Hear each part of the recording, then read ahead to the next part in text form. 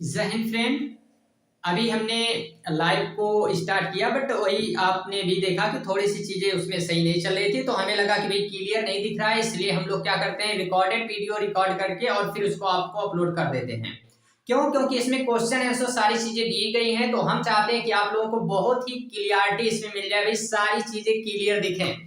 ठीक है, क्लियर दिखना है आपको, तो इसलिए क्या करेंगे हम लोग, तो हम लोग देखने वाले हैं ये सभी क्वेश्चन और आंसर। याद रखिएगा कि हमको इनको बस पूरा करना है किसी तरीके से। हम अभी ये जो आपको दे रहे हैं इसी के साथ हम चाहते हैं कि एक जो है आप लोगों को ऐसा chapter wise important question answer हम जल्द ही आप लोगों को देने वाले हैं। 1 से 2 दिन के अंदर में आप लोगों को चैप्टर वाइज क्वेश्चन आंसर भी मिलने शुरू हो जाएंगे। जितने चैप्टर हैं सभी के चैप्टर वाइज क्वेश्चन आंसर मिल जाएंगे, तो आप लोग ध्यान देंगे इन सभी क्वेश्चन आंसर के बारे में और इन्हीं को आपको याद रख के जाना है। इन्हीं में से आपको हमेशा जो है क्वेश्चन मिलते हैं, हर साल मिलते हैं, इस बार भी मिलेंगे। ठीक है, हम बहुत ज्यादा टॉपिक नहीं कवर कर पाए हैं, बट जितना भी कवर किए हैं उन्हीं से आपका 80 to 90% सिलेबस हम कवर कर देंगे। ठीक है, ये जितनी चीजें अभी हम बताए हैं उन्हीं में से जो कुछ भी अभी हमने पढ़ाया है, जो कुछ अभी हम पढ़ाएंगे उसी में से आपके एग्जाम से पहले 80 to 90% सिलेबस हो जाएगा। भाई 100% इस बार नहीं हो पाया है, अगली बार 100% होगा, बट इस बार 80 to 90% आप लोगों को सिलेबस कवर मिलेगा। ठीक है, ये जो हम बहुत कम आप लोगों को पढ़ाए हैं इसी में से। चलिए ज्यादा समय नहीं लेते हैं, और ये पहला क्वेश्चन है 8 से। अभी हम आप लोगों को ऐसे 16 क्वेश्चन और आंसर कराएंगे। ठीक है, इनमें से जितने भी एक क्वेश्चन हम बोलेंगे कि भाई इन पे स्टार लगा के इंपॉर्टेंट कर दीजिए, ठीक है, उनके क्वेश्चन के आंसर को आप लोग किसी भी कीमत पे भूलने का प्रयास नहीं करेंगे। प्रयास करना नहीं है, ठीक है, भूलना ही नहीं है इनको, जिनको हम बता रहे हैं। बस ज्यादा क्वेश्चन आंसर नहीं बताएंगे, जिन पे हम स्टार लगवाएंगे उनको बिल्कुल नहीं भूलना है, बाकी को याद रख लेंगे तो आपकी महानता है। ठीक है, क्योंकि वो आपको एग्जाम में मिलेंगे। ये अधिकतर क्वेश्चन ये हम इनको ढूंढ के लाते हैं, भाई किसी न किसी तरीके से आपको बताए जाते हैं, आंसर भी क्वेश्चन भी साथ में आपको मिले, तो इसलिए इनको आप नोट करके रख लेंगे, कहीं ना कहीं सेव करके रख लीजिए। अब तो आप स्क्रीनशॉट भी ले सकते हैं। चलिए ज्यादा समय ना लेते हुए पहले क्वेश्चन पे आते हैं, और पहला क्वेश्चन क्या कहता है, कहता है कि फ्रांस की क्रांति के मुख्य कारण क्या थे। वेरी मोस्ट इंपॉर्टेंट है भाई, इस पे आप स्टार इसलिए लगा लीजिए कि हर बार एक क्वेश्चन किसी ना किसी सेट में आ जाता है, किसी ना किसी सेट में क्वेश्चन आता है। तो हम क्या करें, किसी ना किसी सेट के साथ साथ हम ये भी कह सकते हैं 2-3 सेट में ये आ जाता है। पिछली बार हमारे यहाँ आया, इस बार भी आएगा, आएगा मतलब आएगा। ठीक है, तो आ जाता है क्वेश्चन, इसलिए इसको आप याद रख के जाएंगे। बहुत ही इंपॉर्टेंट क्वेश्चन है और बहुत ही आसान इसका क्या है, हमारे पास अगर हम देखेंगे तो बहुत आसान ही इसका आंसर है। चलिए आते हैं हम लोग, क्वेश्चन तो हमने देख लिया है, तो क्वेश्चन देख लिया भाई, आंसर भी देख लेते हैं। आंसर भी हम लोग फटाफट देखेंगे। पहला क्वेश्चन जो था, फ्रांस की क्रांति के क्या रीजन थे, क्या मुख्य कारण थे, तो भाई उसी के बेस पर हम लोग क्या देखते हैं, यहाँ इसका आंसर भी देख लेते हैं। ठीक है, अब आंसर अगर हमको देखना है तो आइए समझते हैं। अगर ये चीजें क्लियर नहीं दिख रही हैं, आई होप कि आपको उतना तो क्लियर दिख ही रहा हो कि आप इसको पढ़ सके। ठीक है, इतनी क्लियरिटी इसमें है। चलिए पहला क्वेश्चन है, तो हमको क्या देखना है, फ्रांस की क्रांति के बारे में पहले कुछ चीजें आप याद रखेंगे कि यहाँ पे एक राजा था, ठीक है, और वो बहुत ही निरंकुश राजा था। भाई इसको हम लोग इस नाम से जानते थे, ठीक है, तो लुई था, लुई। ठीक है, अब ये लुई था, आप लोगों को पता होगा। अब लुई के बारे में बाकी सारी कहानी आप लोगों को हमने बताया है।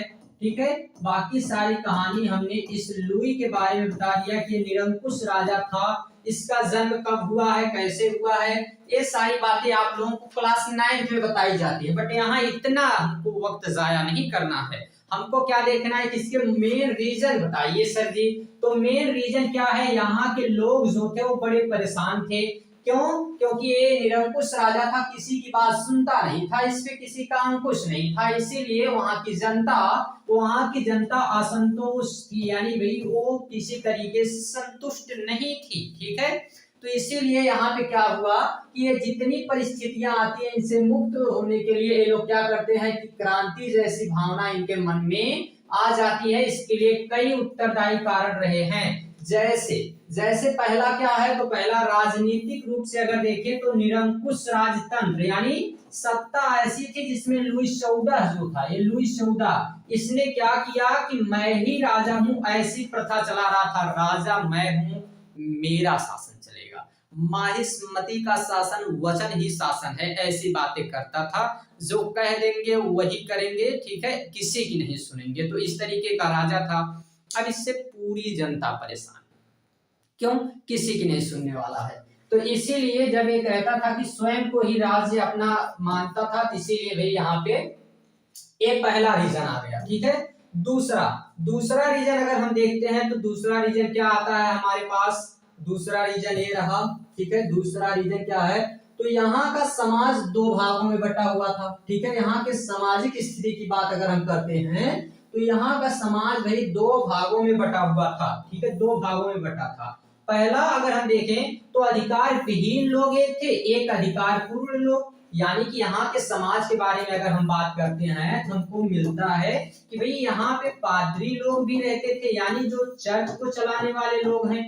यहाँ पर किसान लोग भी रहते थे। थोड़ी सी स्पीड दिखेगी क्योंकि एग्जाम नजदीक है आप लोगों का, इसलिए स्पीड थोड़ी सी दिख सकती है, बट परेशान नहीं होना है, समझ आपको सारी चीजें आएंगी। तो यहाँ पे हम क्या देखते हैं, यहाँ पे हम देखते हैं कि जो किसान लोग थे और चर्च लोग थे, इसी में एक मध्यम तबका भी था भाई। जो मध्यम वर्ग था ये क्या करता था, तो ये भी जो है इनका साथ कुछ लोग देते थे, कुछ लोग इनका साथ देते थे। तो समाज तो यहाँ पे कुछ इस तरीके से बटा हुआ था।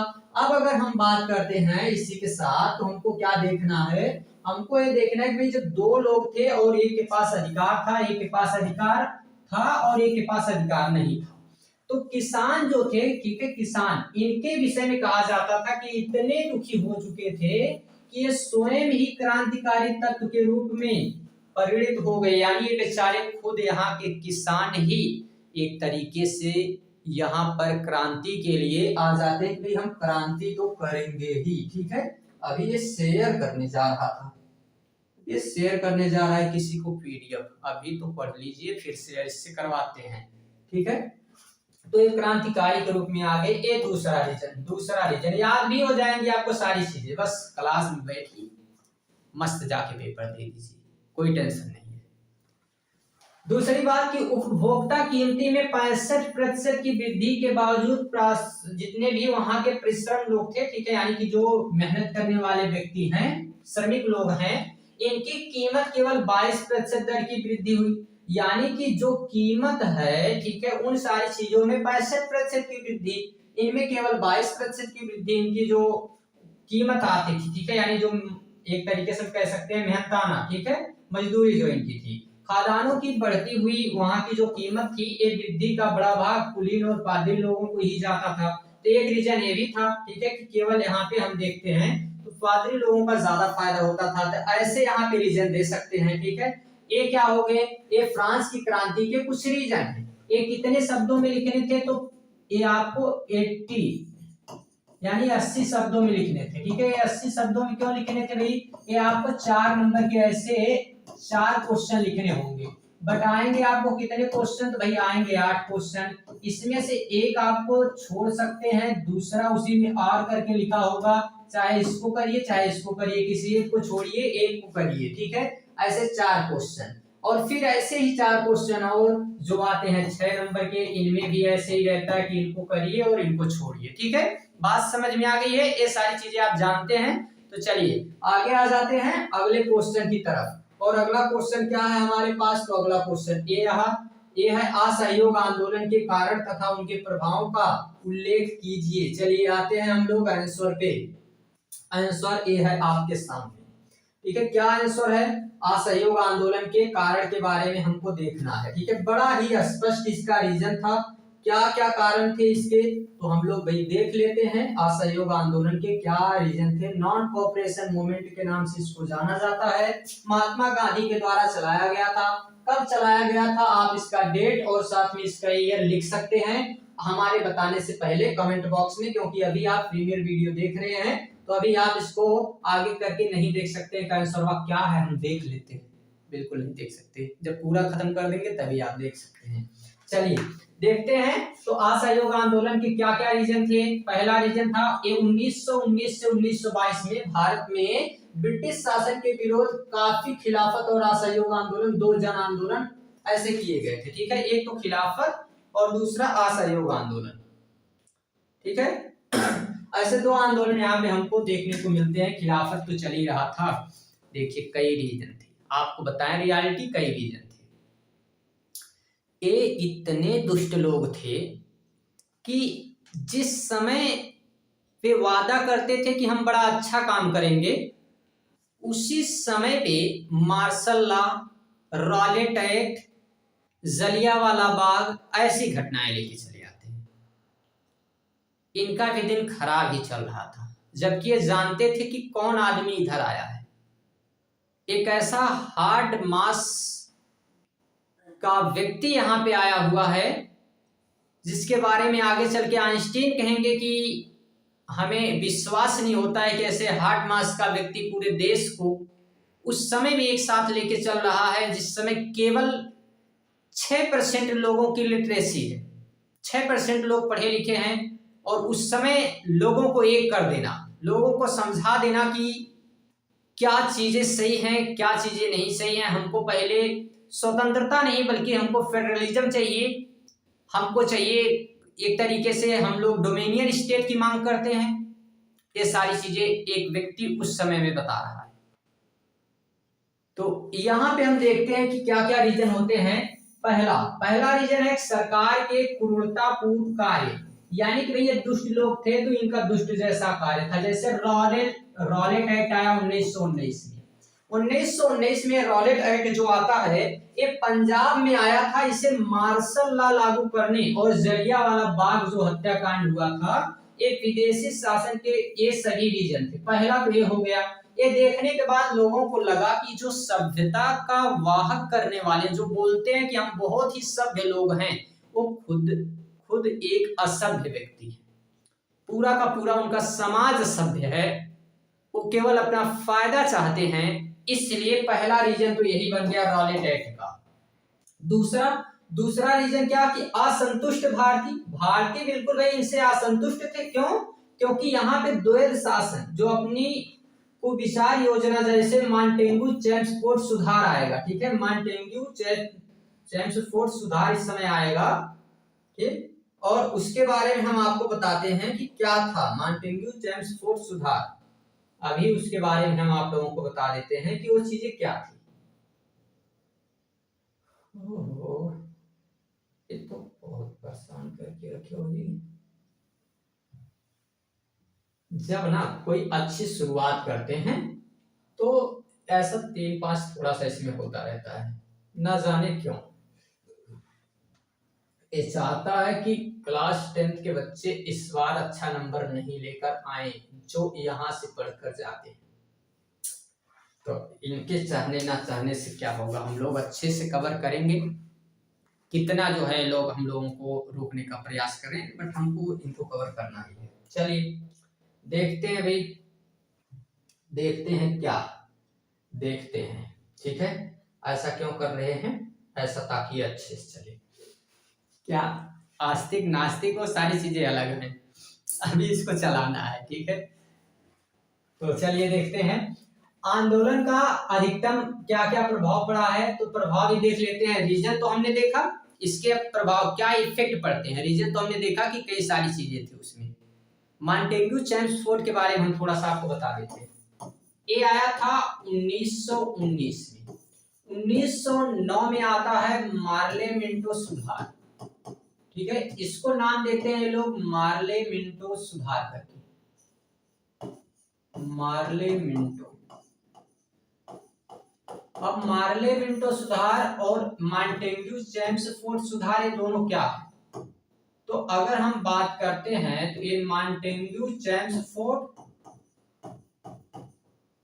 और साथ में जो मार्ले मिंटो सुधार था, ये दोनों क्या थे। तो ये दोनों भाई ईस्ट इंडिया कंपनी, अभी तो ये ईस्ट इंडिया कंपनी रही नहीं, मतलब अब एक तरीके से हम कह सकते हैं ब्रिटिश सरकार का शासन चल रहा है।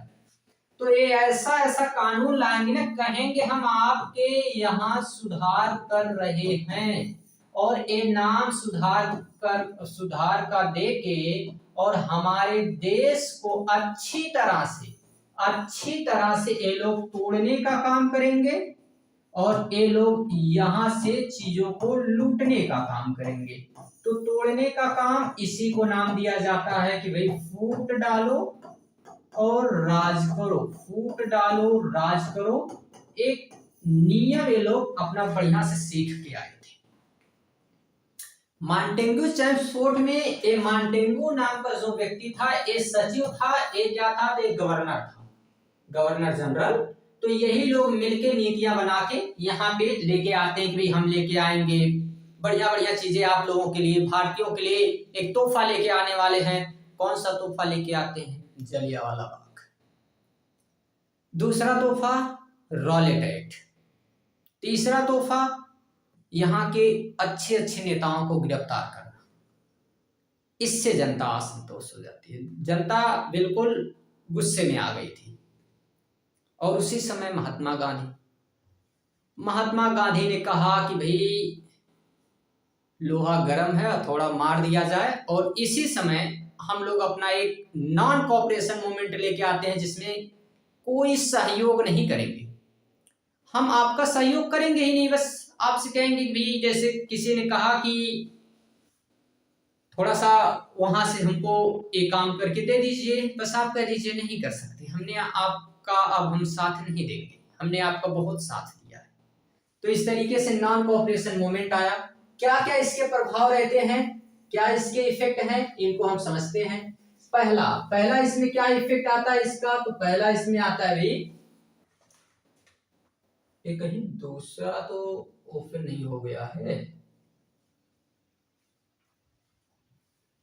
बड़ा भाई, इसका आंसर दिख रहा है जी।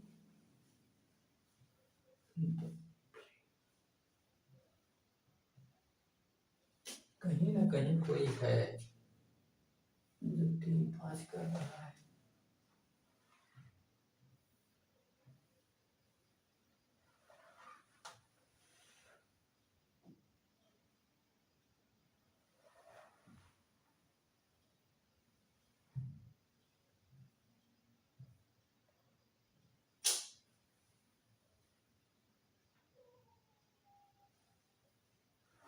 एक मिनट का समय लेंगे हमको।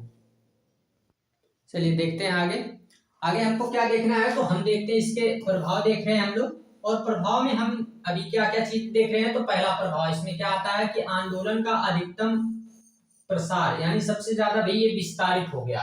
इसके पहले बहुत सारे आंदोलन चले थे, बट सब छोटे लेवल पे आंदोलन चले।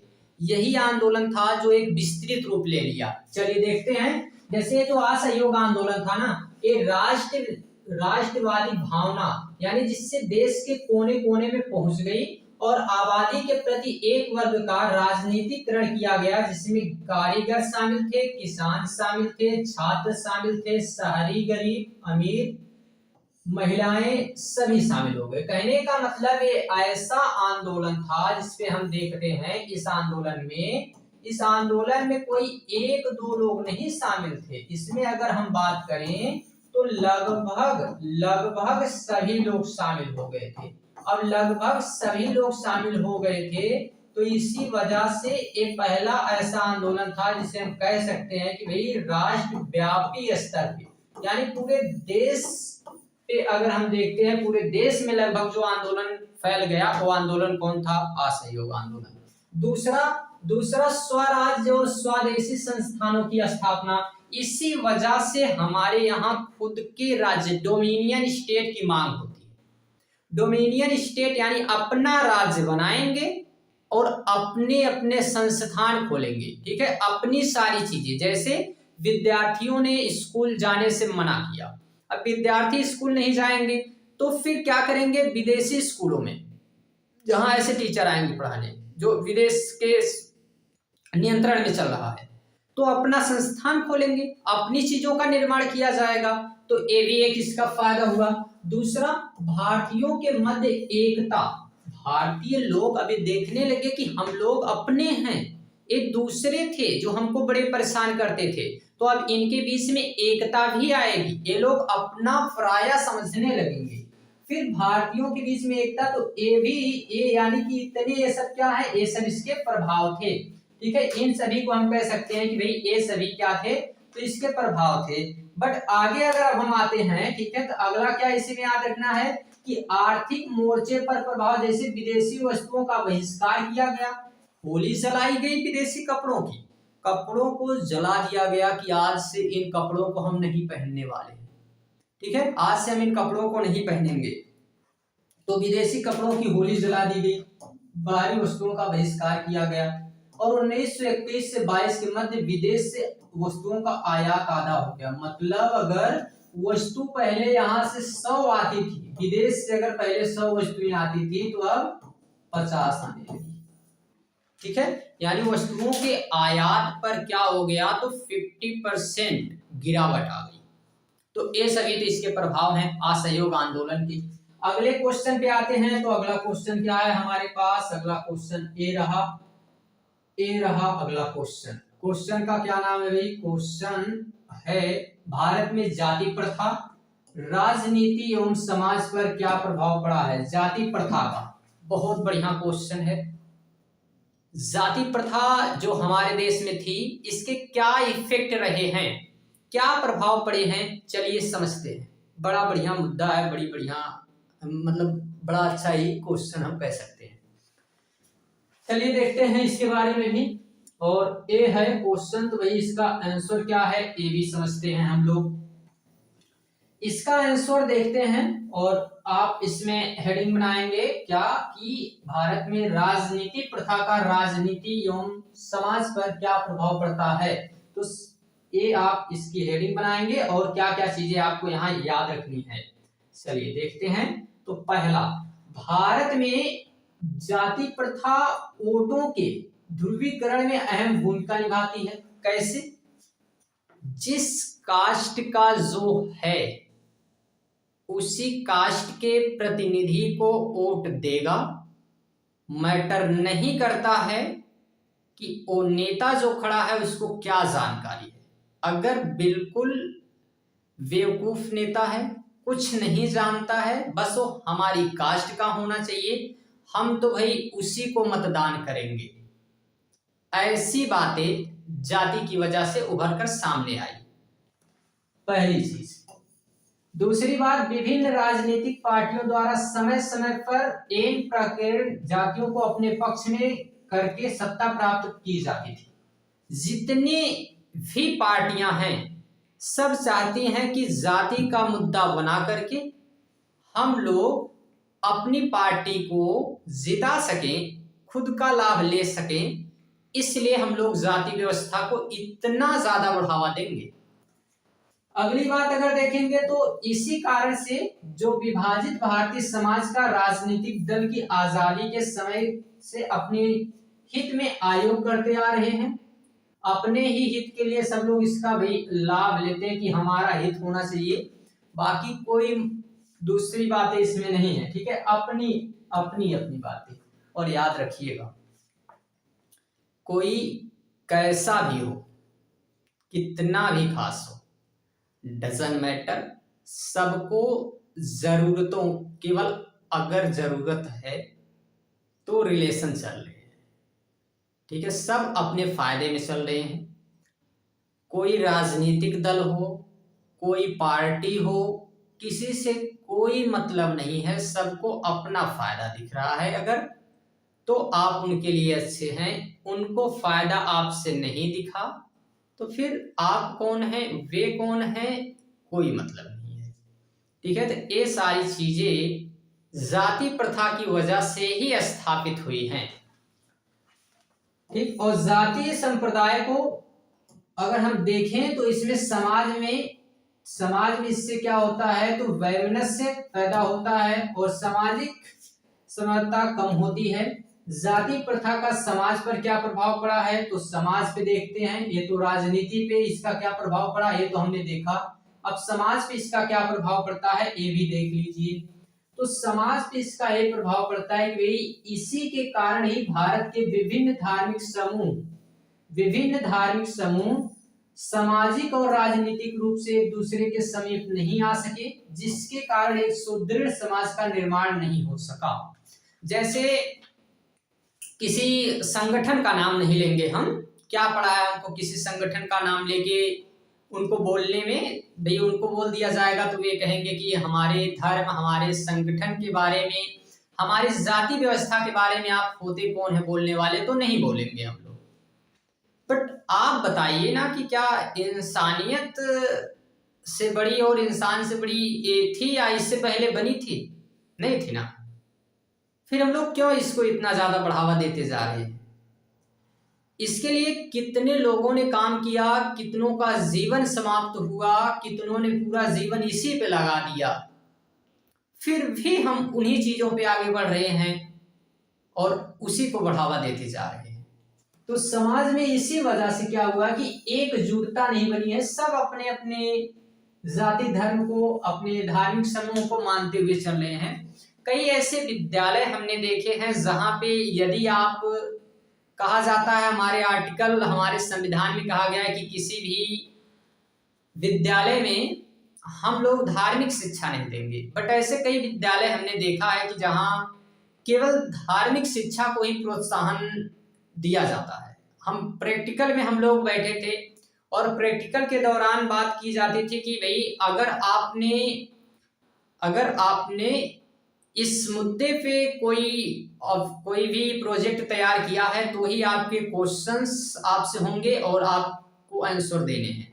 अगर इन मुद्दों पे आपने प्रोजेक्ट तैयार नहीं किया है तो आपसे क्वेश्चन नहीं पूछे जाएंगे। तो वहां पर भी एक तरीके से जाति प्रथा दिखाई देती है, कहीं समाप्त नहीं हुई है। संघर्ष इसके लिए बहुतों ने किया, बट इसका कोई अभी तक ऐसा नहीं लगता है कि ये पूरी तरह से समाप्त हो जाएगी। देखते हैं हम लोग भी देखते हैं कि कब तक ये सारी चीजें चलती हैं। आगे हम देखते हैं। तो अगला क्वेश्चन क्या है? अगला क्वेश्चन है हमारे पास, ये रहा अगला क्वेश्चन। अगला क्वेश्चन है कि लोकतंत्र एक उत्तरदायी एवं वैध शासन व्यवस्था है, स्पष्ट करके इसको जो है उल्लेख कीजिए। चलिए आते हैं हम लोग, स्पष्ट करके भाई इस पे उल्लेख करते हैं, इसका आंसर देते हैं, सारी चीजें। ऐसे ही क्वेश्चन आपको मिलेंगे और मे भी हो सकता है कि आपको एक क्वेश्चन इस बार जरूर मिले। तो अगर इस बार क्वेश्चन मिलता है तो आप इसको छोड़कर नहीं आएंगे। क्यों? क्योंकि हमने इसका आंसर आपको बता दिया है। अभी बताने जा रहे हैं तो बता ही देंगे, ठीक है। चलिए, लोकतंत्र एक उत्तरदायी और वैध शासन व्यवस्था है। कैसे? तो लोकतंत्र अपने मूल सिद्धांतों का आपस में जोड़कर जवाबदेह responsible government, executive is the responsible for legislation, मतलब इसको कहा जाता है, पॉलिटी में हम लोग एक बड़ा ही अच्छा कॉन्सेप्ट पढ़ाते हैं, बट उसको अभी हम नहीं देखते हैं। हम ये देखते हैं कि लोकतंत्र में ना जवाबदेहिता होती है। आप जवाब दीजिए आपने ऐसा क्यों किया, तो ये जवाबदेहिता हमको यहाँ पे मिलती है। उत्तरदायी, रिस्पॉन्सिबल, आंसरेबल गवर्नमेंट है, उत्तरदायी है, ठीक है। और वैध सरकार, वैध सरकार का मतलब है कि एक तरीके से ऐसी सरकार है जो मनमानी थोड़ी करेगी, देश के हित में उसको काम करने हैं, मनमानी नहीं कर सकती है, ठीक है। इसमें नियमित चुनाव होगा। नियमित चुनाव जैसे अभी हमको पता है कि यहाँ पे 5 ईयर पे क्या होता है कि एक तरीके से इलेक्शन होता है, ठीक है। यानी कि यहाँ पे इलेक्शन होंगे 5 साल में, अगर कहा गया कि चुनाव होंगे तो चुनाव होते हैं, ठीक है। यहाँ पे 5 ईयर में इलेक्शन हम लोगों को देखने को मिलता है। इसी के साथ आप याद रखेंगे कि एक स्वतंत्र न्यायपालिका मिलेगी, जिसको हम लोग क्या नाम देते हैं भाई, सुप्रीम कोर्ट कहते हैं कि एक ऐसी हमारे पास न्यायपालिका होगी जिसपे हमें पूरा ट्रस्ट है कि कुछ भी हो जाए न्यायपालिका हमारे हित में ही जवाब देगी। तो ये चीजें भी यहाँ पे हमको देखने को मिलती हैं, ठीक। लोकतंत्र में जवाबदेहिता आती है, जिससे यह सुनिश्चित हो जाता है कि नेता नागरिकों के हित में ही कार्य करेंगे। वो अलग बात है, आप इस समय जानते हैं कि नेता तो बेचारे लूटने में लगे हो, हित में क्यों काम करेंगे, ठीक है। तो इसलिए हर एक नेता ऐसा नहीं है, बट अधिकतर ऐसे हैं, सबको नहीं कह सकते, बट जो हैं तो हैं, उनमें कौन सी बातें हैं भाई, आप ऐसे तो आपको हम क्या ही कह सकते हैं। तो इससे क्या होता है कि सुनिश्चित होता है कि नेता क्या करेंगे भाई, नागरिकों के हित में कार्य करेंगे और स्वतंत्र और निष्पक्ष चुनाव, जी बिल्कुल निष्पक्ष चुनाव होता है, ठीक है। आप भी जानते हैं लोकतंत्र में निष्पक्ष चुनाव, आप सच्चाई जानते हैं, सच्चाई नहीं लिखना है, सच्चाई लिखेंगे तो आपके नंबर कट सकते हैं। आपको ये नहीं बताना है कि ईवीएम में धोखाधड़ी हो जाती है, ये आपको नहीं बताना है, वहां पे आपको आंसर सही लिख के आना है कि जी बिल्कुल लोकतंत्र हमारे देश का ऐसा है कि जहां बिल्कुल निष्पक्ष चुनाव होते हैं, भले यहाँ के प्रधानमंत्री से लेके मुख्यमंत्री तक सभी लोग ईवीएम से लेके कहीं अलग अलग जगह मतलब घोटालेबाजी कर दें, तो इसको नहीं, आपको नहीं लिखना है, ठीक है। आपको क्या लिखना है, स्वतंत्र और निष्पक्ष चुनाव। लोगों के विश्वास पर आधारित एक वैध सरकार को जन्म देता है। लोकतंत्र में इन तत्वों का समायोजन शासन में सामंजस्य स्थापित करता है और ऐसी प्रणाली तैयार करता है जहां जवाबदेही और वैधता आम कल्याण को बनाए रखने के लिए एकजुट है। तो ये सारी चीजें लोकतंत्र के बारे में आपको लिखनी है। ऐसे क्वेश्चन पिछली बार भी आए थे, इस बार भी आ सकते हैं, तो भाई इन पे आप लोग स्टार लगाते हुए याद रखेंगे। चलिए अगले क्वेश्चन पे आते हैं, और अगला क्वेश्चन ये रहा हमारे पास, क्या है कि खनिज के संरक्षण की विवेचना कीजिए। तो आइए देखते हैं हम लोग इस क्वेश्चन का आंसर कि खनिज के संरक्षण की विवेचना। आइए देखते हैं भाई खनिज संरक्षण के बारे में, और मैं भी ये आपको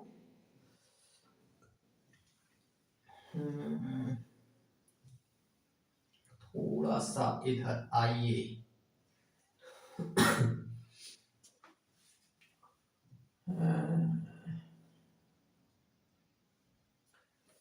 ये सब कुछ क्लियर करके हम लोग खनिज संरक्षण पे भी बात कर लेते हैं। वीडियो लंबा इसलिए होगा क्योंकि क्वेश्चन ज्यादा हैं, तो आप याद रखेंगे कि थोड़ा सा लंबा वीडियो हो सकता है हम पार्ट 2 करने पड़े, बट आपको मिलेगा, ठीक है, मिलेगा ये आप लोगों को कंप्लीट, ठीक है। चलिए देखते हैं, और ये अभी हम क्या देख रहे हैं, तो अभी हम देख रहे हैं तीसरा क्वेश्चन खनिज संरक्षण के बारे में। तो भूवैज्ञानिक के अनुसार हम खनिज किसको कह सकते हैं, तो प्राकृतिक रूप से जो विद्यमान हो, जिसकी एक निश्चित आंतरिक संरचना हो।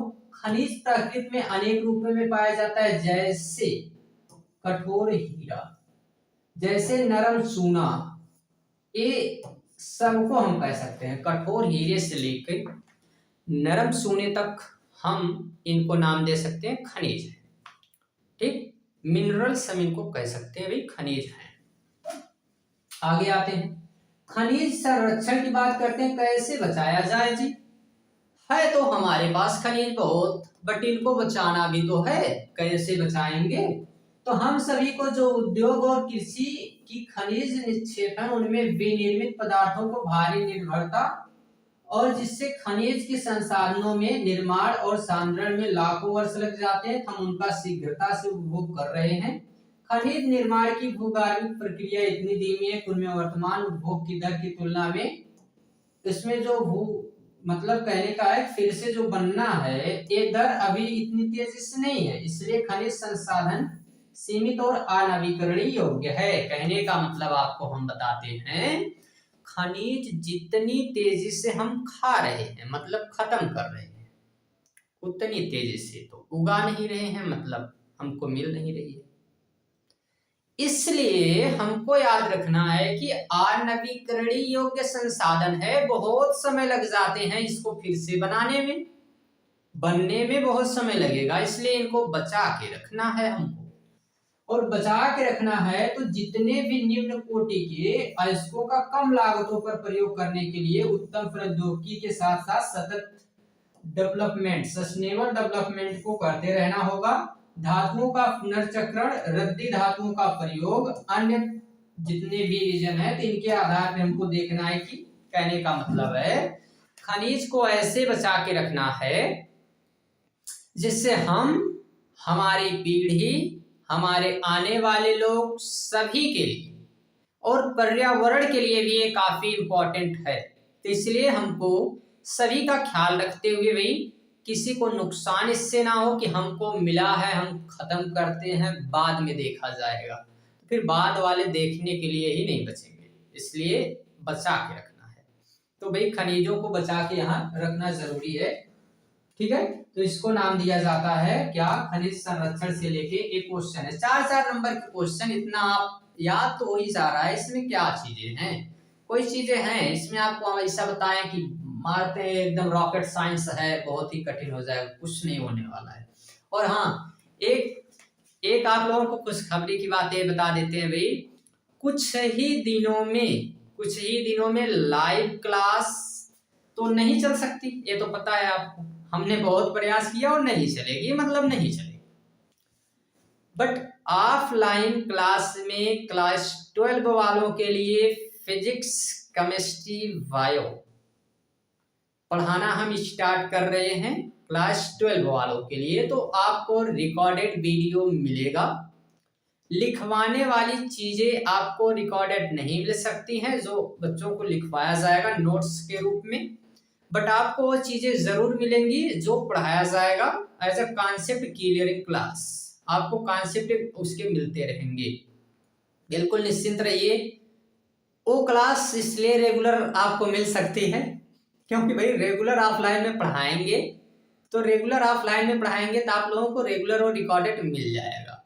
अब अपलोडिंग को लेके प्रॉब्लम ना आए, ये महोदय परेशान ना करें, तो हम वो आपको डेली दे देंगे, ठीक है। तो वो सारी चीज़ें आपको मिलने वाली हैं। और क्लास 10th में भी, क्लास 10th और क्लास 12 वालों के लिए, ठीक है।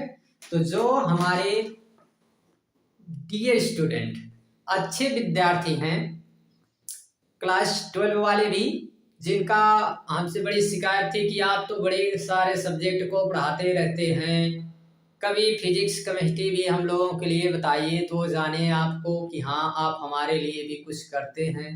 जी, आपके लिए ही करने जा रहे हैं। ऑफलाइन क्लास की सारी रिकॉर्डिंग आप लोगों को मिलेगी फिजिक्स केमिस्ट्री बायो की, और रियल एग्जाम्पल तो हम देते ही हैं, वही रियल एग्जाम्पल आप लोगों को मिलने वाले हैं। तो आप बिल्कुल निश्चिंत होकर रहिएगा कि और ज़्यादा दिन नहीं, बस 2-4 दिन हो सकता है कि यही हम लोगों को अभी 26 जनवरी, भाई पूरे देश में इससे बड़ा त्यौहार कोई हो सकता है क्या? 26 जनवरी 15 अगस्त से बड़ा भी कोई त्यौहार होता है? नहीं है। 14 अप्रैल को कह सकते हैं, अंबेडकर जैसे व्यक्ति का जन्म, महात्मा गांधी के जन्म को कह सकते हैं, बट ऐसा इसके अलावा और कोई, ठीक है। दीपावली, होली तो हम कहेंगे ठीक है भाई, कोई दिक्कत नहीं है। क्यों ऐसा, मतलब उसके बारे में हमको सच्चाइयाँ नहीं पता है, सच्चाइयाँ इनके बारे में पता है ना, तो इसलिए हम इनको कह सकते हैं। तो देखेंगे हम लोग जल्द ही आप लोगों को, मे बी 1 फरवरी से आप लोगों को मिलना स्टार्ट हो जाए, पहले भी मिल सकता है। अभी क्या चल रहा है, अभी क्लास 12 वालों के लिए ऑफलाइन क्लास में बेसिक चल रही है, बेसिक, जैसे अकार्बनिक यौगिकों की पहचान कैसे करेंगे, कार्बनिक यौगिकों की पहचान कैसे करेंगे, ये सारी चीजें चल रही हैं। अभी इसको हम बाद में करते हैं, तो आपका टाइम चला जाएगा, आप इम्पोर्टेंट हैं, देखते हैं।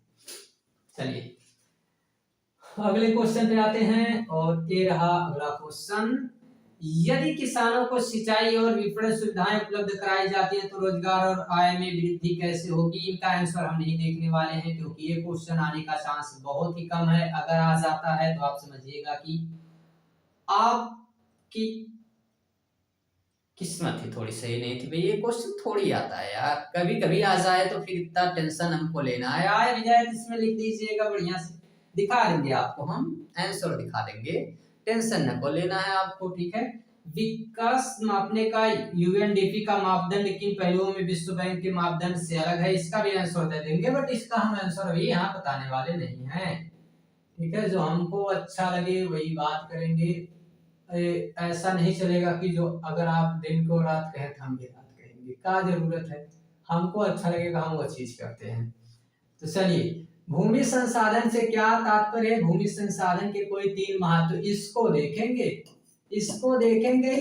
इंपॉर्टेंट क्वेश्चन है, इंपॉर्टेंट क्वेश्चन ही है इसको तो हम देखेंगे क्योंकि ये हमको पसंद है, ठीक है, और आप भी जानते हैं। तो ये सारी चीजें हम यहाँ पे कवर करते हैं। चलिए इनके आंसर देख लेते हैं, और ये हैं इनके आंसर। ए भी इधर आ जाओ, आप तो इधर आ जाओ सर जी। चलिए कहाँ गए, खांसी आने लगी है अभी, इसलिए थोड़ी थोड़ी, क्योंकि पढ़ाया जा रहा है तो इसमें थोड़ा सा जल्दी जल्दी बोल देते हैं हम। अभी 1 आध मिनट का ब्रेक ले लेंगे तो फिर खांसी वांसी चली जाएगी, और जल्दी ब्रेक ले सकते हैं। तो ये जो अभी हमने बताया था किसानों के लिए, वो आंसर आपको हमने भाई कहा कि भाई बताएंगे नहीं, तो ये आप यहाँ से देख सकते हैं, ठीक है। इसको हटा दें ताकि आप लोग इसका फोटोआ ले लें। अगर जिनको इसका फोटोआ लेना है तो फोटोआ ले सकते हैं, मतलब फोटो वोटो खींच सकते हैं, देख सकते हैं, इनको याद रख सकते हैं। तो भाई ले लीजिए आप फोटो, और फोटो ऐसे भी आप बहुत खींचते हैं, तो इसका भी फोटो ले लीजिए। सेल्फी ऐसे चाहे लीजिए या फिर ऐसे ले लीजिए, front camera back camera doesn't matter, आप याद रखिए। और ए डेवलपमेंट हमको मापने के लिए, तो इसका भी आप फोटो ले लीजिए यहाँ से, बढ़िया वाला। नहीं आएंगे, अच्छा अभी तो आएंगे ऐसे, ठीक है। इसका भी फोटो मन कहे तो लीजिएगा। बट हम किस पे आते हैं, तो हमको तो जानते हैं, यही चीज हम देखेंगे, यही किया है यही करेंगे। चलिए देखते हैं ये क्वेश्चन। इसका नाम क्या है, भूमि संसाधन, ठीक है, लैंड रिसोर्स से रिलेटेड है, थोड़ा इंपॉर्टेंट क्वेश्चन है। किसी देश या प्रदेश के अंतर्गत सम्मिलित भूमि को भूमि संसाधन कहते हैं। किसी भी देश में जहां कहीं भी जितने देश प्रदेश सम्मिलित है सबको वहां पे हम क्या नाम दे सकते हैं, जो उसके अंतर्गत भूमि आएगी उस सबको भूमि संसाधन कहेंगे। बढ़िया एग्जांपल दिया, मैंने डिफिनेशन बढ़िया दिया है। कह सकते हैं इसके अंतर्गत कृषि भूमि, चारागाह भूमि, वन भूमि, बंजर भूमि आदि को हम रख सकते हैं, इन सभी को इंक्लूड कर सकते हैं, सबको शामिल कर सकते हैं। भूमि संसाधन के क्या महत्व है, तो वन और जो वन उत्पाद जैसे दरवाजे, खिड़की, कुर्सी, मेज, सब तो भाई इसी से निकलते हैं। भूमि ना रहे, पेड़ पौधे छत पे लगा दोगे, लगेगा जी, छत पे पेड़ पौधे लगेंगे जी, लगते हैं सर जी, लगते हैं ना। हमने फूल के पौधे लगाए भाई, फूल लगा के फूल बना सकते हो, आम लगा के वहां पे आम नहीं उगा सकते हो। अभी तो आ गए हैं ब्रांडेड, आ गए हैं, उनको आप वहां भी लगा सकते हो। फिर उनके लिए क्या चाहिए, मिट्टी चाहिए। तो भूमि संसाधन बहुत ही जरूरी है, तो इसलिए भी इसकी जरूरत तो पड़ेगी। कृषि के लिए आवश्यक संसाधन, खाओगे क्या, रोटी खाना है आपको, और अभी ये आटा की जरूरत पड़ेगी, तो ये सारी चीजें कहाँ से आएगी, भूमि से। भूमि के विशाल क्षेत्र का उपयोग सराय के रूप में किया जाता है। कारखाने तथा रेलवे लाइन का डेवलपमेंट भी इसी से होता है। तो ये सारी चीजें हम भू संसाधन के रूप में याद रखेंगे, ठीक। तो इनके महत्व को और किसे कहते हैं, ये आप बहुत ही आसानी से याद रख सकते हैं। सबसे हम कहें तो आसान और अच्छा आंसर इसका ये आपको याद रखना है। याद क्या रखना है, सारी चीजें तो बहुत ही आसान है, ज्यादा रट्टा वट्टा मारने की जरूरत नहीं है, आराम से याद हो जाएगा। चलिए अब आते हैं भाई अच्छे क्वेश्चन। क्या सर जी अब तक खराब क्वेश्चन थे, जी बिल्कुल नहीं, ये भी अच्छे क्वेश्चन थे, बट ये 4 नंबर के थे, अब आपको मिलेंगे 6 नंबर के। अच्छा तो 6 नंबर के क्वेश्चन अच्छे होते हैं, जी बिल्कुल। 6 नंबर के क्वेश्चन, एक क्वेश्चन लिखिए 6 नंबर लेके जाइए। आपको एक बात बता देना, जब हम लोग लूडो खेलते हैं, लूडो जब लूडो खेलते हैं हम लोग ना, तो लूडो में नंबर 1 से लेकर नंबर 6 तक उसमें ऐसे नंबर दिए गए रहते हैं, पॉइंट रहती है सब। हमको हर चाल जब चलनी होती है तो हम ये इंतजार करते हैं किस बार 6 आएगा, बट 1 भी आ जाए तो चलना पड़ता है। लाइफ में भी ऐसा ही होता है, हर बार हमको लगता है कि इस बार तो 6 लग ही जाएगा भाई, बट 1 भी आ जाए तो क्या करना है, चलना है। कई बार तो ऐसा होता है कि लास्ट पॉइंट मतलब 99 पे पहुंच गए, सांप ने काटा तो फिर नीचे तक आ जाएंगे, यानी पहुंचने वाले हैं बिल्कुल मंजिल के करीब, वहां से भी कई बार लौट के आना पड़ता है। तो फिर से स्टार्टिंग करते हैं हम लोग और चलते हैं।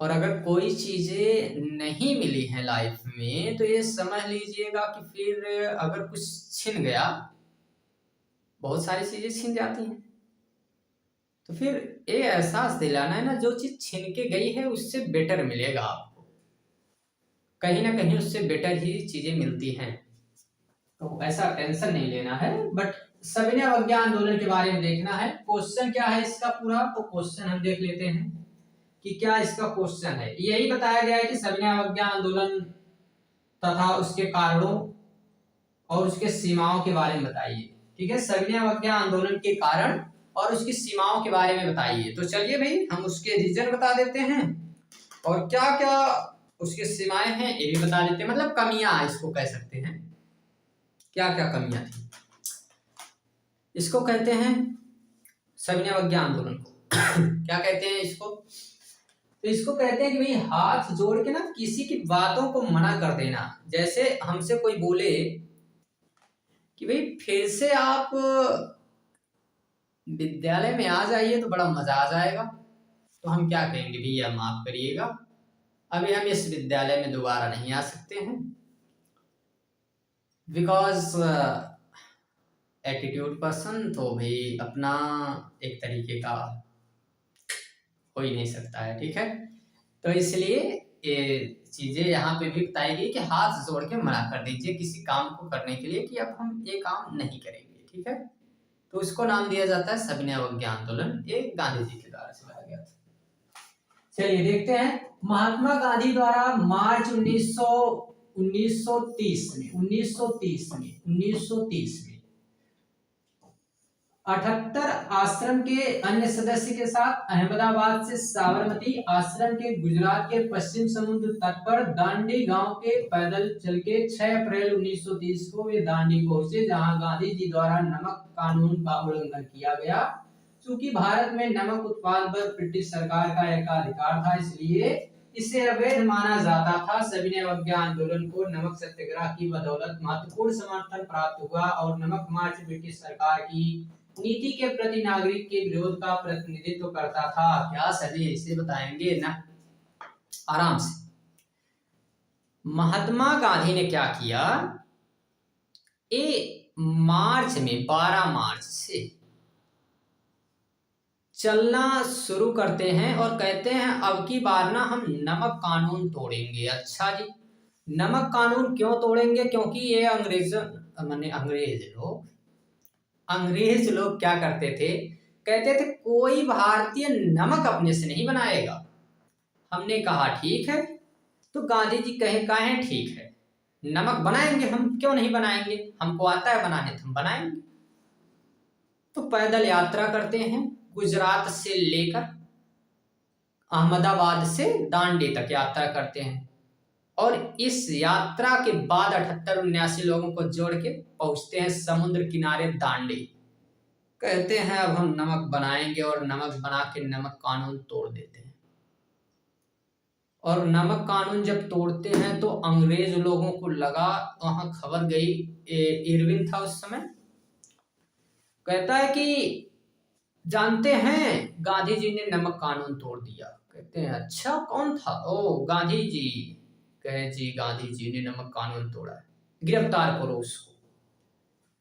तब तक खबर आती है कि भाई गांधी जी ने तो सविनय अवज्ञा आंदोलन भी शुरू कर दिया। ओहो, सविनय अवज्ञा आंदोलन भी शुरू कर दिया, ठीक है फटाफट उसको गिरफ्तार करो। गांधी जी को गिरफ्तारी होती है फटाफट, जानते ही हैं गांधी जी को गिरफ्तारी होगी तो क्या करेंगे, हमको भोजन नहीं देता है, इस तरीके से बात करेंगे और धीरे से छूटेंगे भी। तो देखेंगे वो सारे मुद्दे हम लोग कॉन्सेप्ट क्लास में देखते हैं, इधर थोड़ी देखेंगे। तो सविनय अवज्ञा आंदोलन के अब रीजन क्या थे, ये तो हमको पता चल गया भाई कि नमक कानून तोड़ दिए थे, बट इसके रीजन क्या क्या हैं ये देखते हैं हम लोग। तो रीजन, इसके रीजन क्या है, यानी कारण जिसको हम कहते हैं, तो क्या क्या है देखते हैं। पहला रीजन पहला रीजन क्या था कि साइमन कमीशन का गठन 1927 में बना था, 28 में भारत आया था। इसमें सर साइमन करके मुख्य आदमी था, 7 लोगों की कमेटी थी, 7 लोग इसमें शामिल थे, और ये सब मिलके जो है यहाँ पे साइमन कमीशन आया, जिसमें इसका विरोध भी किया गया, गो साइमन का नारा भी लगाया गया। उसमें एक महान व्यक्ति की जान भी गई, और इस वजह से जो है साइमन कमीशन को बहिष्कार करके यहाँ पे सविनय अवज्ञा चलाया गया। डोमिनियन स्टेट की मांग को अस्वीकार किया गया, मतलब 1929 में मोतीलाल नेहरू ने कहा कि हमको स्वराज्य दे दीजिए, माने अपना राज्य होगा, डोमिनियन स्टेट, राज्य हमारा होगा, नियम कानून आपका चलेगा। अंग्रेजों ने कहा कि डोमिनियन स्टेट नहीं मिलेगा, तो नेहरू जी कहते हैं कि हमारे पिताजी की बेइज्जती करोगे, रुको बताते हैं तुमको। तो फिर बाद में कहते हैं कि अब डोमिनियन नहीं चाहिए, अब हमको चाहिए पूर्ण राज्य। इस स्वराज जो राज्य क्या होता है, अब हमको पूर्ण राज्य चाहिए। सविनय अवज्ञा आंदोलन की क्या क्या सीमाएं थी, तो भारत के स्वतंत्रता संग्राम पर महत्वपूर्ण प्रभाव के बावजूद सविनय अवज्ञा आंदोलन की कुछ सीमाएं थी, जैसे क्या क्या सीमाएं थी देखते हैं। कहाँ गए हो जी, पीडीएफ ही गायब है, पीडीएफ ही गायब है, तो फिर हम पीडीएफ लाते हैं ना, आप क्यों टेंशन ले रहे हैं। ये रहा पीडीएफ, पीडीएफ तो अपने घर का है, कहाँ जाएगा, ये है जी पीडीएफ। अभी इसमें आपको ऐसा नहीं सोचना है कि ये बहुत ही जल्द समाप्त हो जाएगा, क्योंकि भाई अभी तो इसमें सारी चीजें पड़ी हैं, आराम से हम लोग देख रहे हैं। हाँ, स्टोरेज का इशू तो रहता है, स्टोरेज का इशू क्यों रहता है हमारे पास बार बार, बिकॉज इससे रिकॉर्ड करते हैं ना, उसमें थोड़ी सी प्रॉब्लम आती है। बट अभी तो क्लियर है सारी चीजें, चलिए क्लियर है तो देखते हैं हम लोग।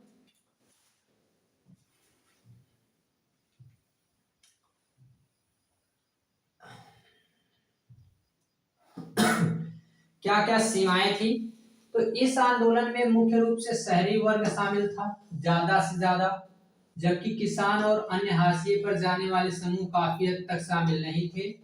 इससे आंदोलन की पहुंच और जनता की संगठित करने की क्षमता जो है थोड़ी सी कम हो गई थी।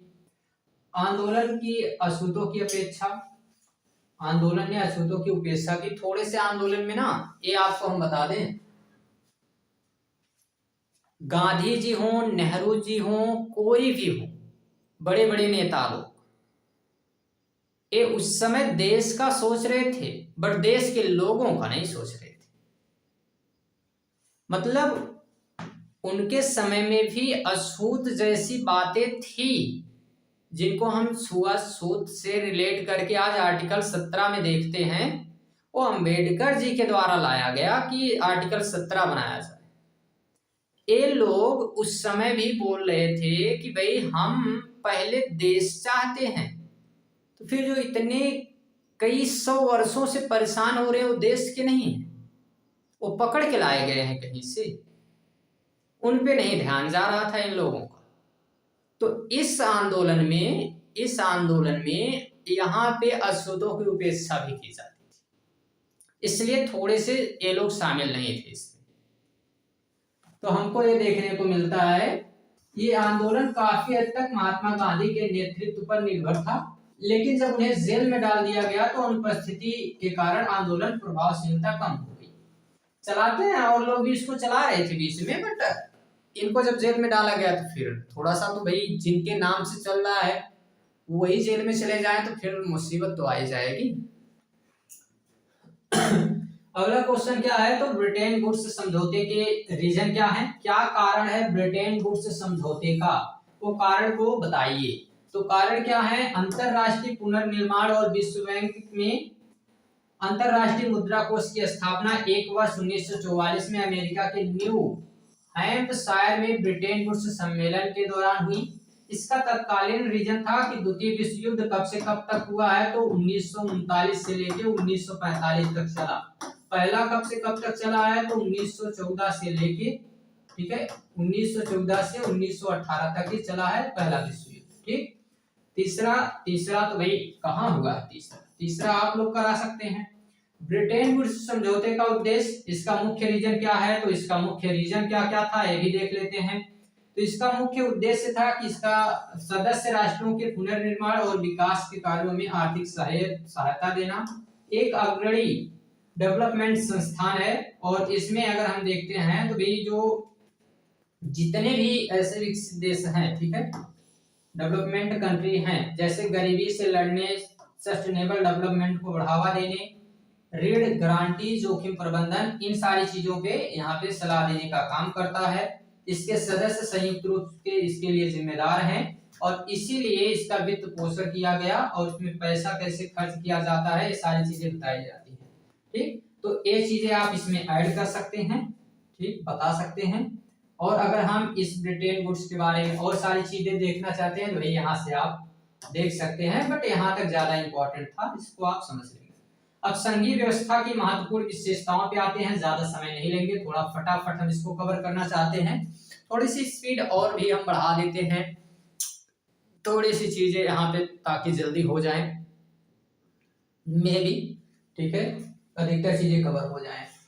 संघीय व्यवस्था की महत्वपूर्ण विशेषताएं, बहुत जरूरी है भैया, बहुत जरूरी है।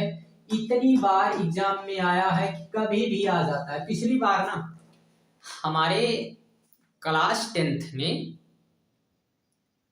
कुछ स्टूडेंट इतने ज्यादा, मतलब एक तरीके से कहिए कि मानते थे बातों को, कि अगर बोल दे उनसे कि इस क्वेश्चन को याद करके जाइएगा तो याद करके आते थे।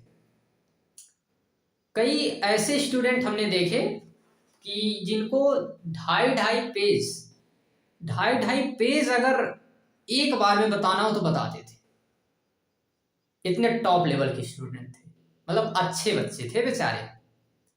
अब हुआ यूं कि उनसे हमने कहा कि भाई ये संघीय शासन व्यवस्था की विशेषताएं याद करके जाना, आएगा। बट फर्क क्या था ना, हमने यहाँ संघवाद की विशेषताओं को याद करने के लिए कहा था, मतलब वही चीजें हैं। अब एग्जाम हुआ और उस समय उसी दिन हम वहां पे थे, एग्जाम देके जब बच्चे निकल रहे थे, तो फिर एक लड़की क्या कह रही है कि सर जी आपने कहा तो था बट संघीय दिया है। हमने कहा भाई वही है, वही तो है, संघवाद था वही संघीय है।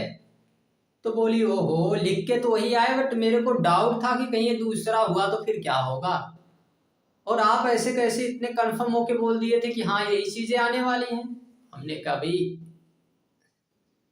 ठीक है, इसमें हमने कहा है फिर कैसे नहीं आ सकता है। तो फिर इसलिए जो है ये सारी चीजें वहां पे हुई। अच्छे बच्चे थे, इतने अच्छे बच्चे थे कि कह नहीं सकते हैं। अब हमने देखा 2-2 ढाई पेज याद करके आते थे।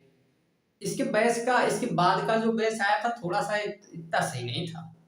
उसमें कुछ बच्चे बड़े ही मतलब ऐसे थे कि जिनको याद वाद करने से कोई मतलब ना है, उनसे काम मतलब भाई याद करना, आप पढ़ा दीजिए आपका काम खत्म है।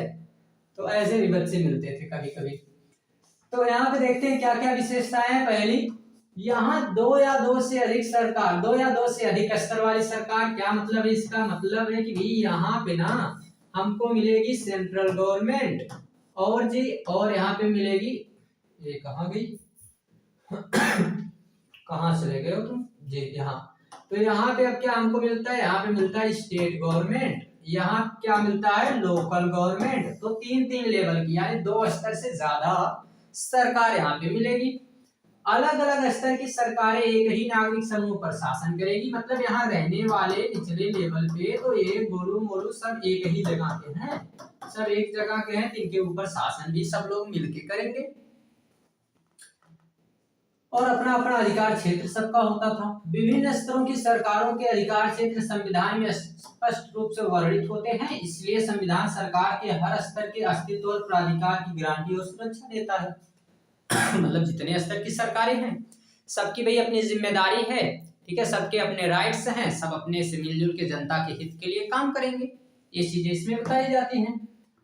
आगे देखते हैं तो संविधान के मौलिक प्रावधानों को किसी एक ही स्तर की सरकार अकेले नहीं बदल सकती है। मान लीजिए कि राज्य सरकार को लगा कि अपने राज्य में हम कोई नियम बदल देते हैं, तो फिर केंद्र सरकार से परमिशन तो लेना होगा, तो इसीलिए यहाँ पे क्या कह सकते हैं कि अकेले अपने मर्जी से कोई चीज नहीं कर सकते हैं, आपको परमिशन लेना होगा, परमिशन लेने के बाद ही आप कोई निर्णय ले सकते हैं।